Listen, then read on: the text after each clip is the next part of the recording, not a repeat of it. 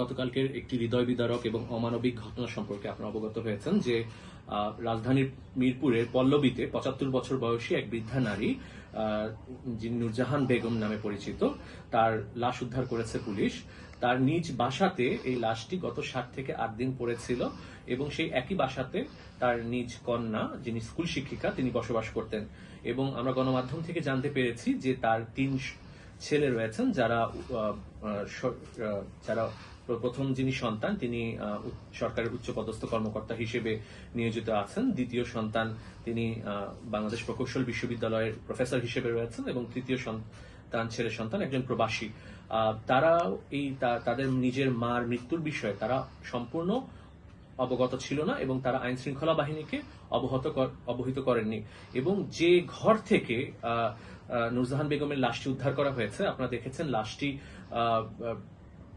৬-৭ দিন আগে এটা পচে নষ্ট হয়ে গিয়েছিল এবং এখানে পোকা জমে গিয়েছিল এবং তাকে যেখানে পাওয়া গিয়েছে সেই রুমটিও খুব অপরিচ্ছন্ন এবং জঞ্জাল অবস্থায় ছিল।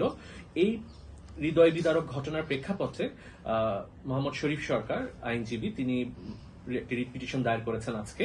এই রিট পিটিশনে আমরা 3টি নির্দেশনা চেয়েছি।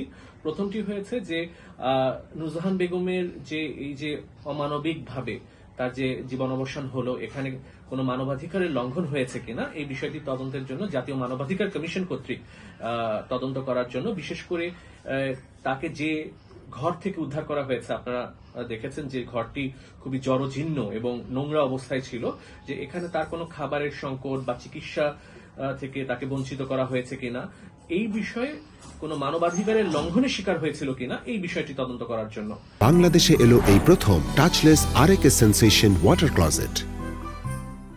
দ্বিতীয়, আমরা আদালতের কাছে চেয়েছি যে তার যে মৃত্যুর সঠিক কারণটি এটি নির্ণয়ের জন্য, কারণ আপনারা জানেন যে এখানে একটি অবহেলাজনিত মৃত্যুর একটি ধারণা সুযোগ রয়েছে, কারণ রাজধানীর এত গুরুত্বপূর্ণ একটি স্থানে 7 দিন ধরে একটি লাশ তার নিজের ঘরে অবস্থান করছে, কিন্তু আইন শৃঙ্খলা বাহিনী থেকে শুরু করে তার যে প্রতিবেশী, আত্মীয় স্বজন, কারাও এটা সম্পর্কে অবগত ছিল না। কাজেই এখানে কোনো অবহেলার বিষয় আছে কিনা এই বিষয়টি তদন্তের জন্য প্রথম শ্রেণীর একজন ম্যাজিস্ট্রেটের নেতৃত্বে একটি তদন্ত কমিটি গঠনের জন্য আমরা আদালতে প্রার্থনা করেছি। এবং সেই সাথে আপনারা জানেন যে বিভিন্ন উন্নত দেশে যারা বয়স্ক এবং যারা অক্ষম নিজেদের দেখাশোনা করার জন্য সরকার থেকে কেয়ার গিভারের এবং নার্সের বিধান রাখা হয়েছে। আমরা সেই ধরনের একটি নির্দেশনা চাচ্ছি আদালতের কাছ থেকে, যে সমাজ কল্যাণ মন্ত্রণালয় বা সমাজ কল্যাণ অধিদপ্তর যে রয়েছে তারা আমাদের দেশের ৬৫ বছরের ঊর্ধ্বে যারা বয়স্ক রয়েছেন, যারা নিজেদের শারীরিকভাবে অক্ষম হয়ে গিয়েছেন, তারা যদি প্রয়োজন পড়লে সরকারের কাছ থেকে তাদের নিজ পরিচর্যাকারী বা নার্সের তারা ব্যবস্থা করে দিবে সরকার তাদেরকে। এবং আমরা আশা করছি যে এই রিটটি আগামী সপ্তাহে যথোপযুক্ত জুরিসডিকশন সম্পন্ন কোর্টে এটি শুনানি করা হবে। ধন্যবাদ।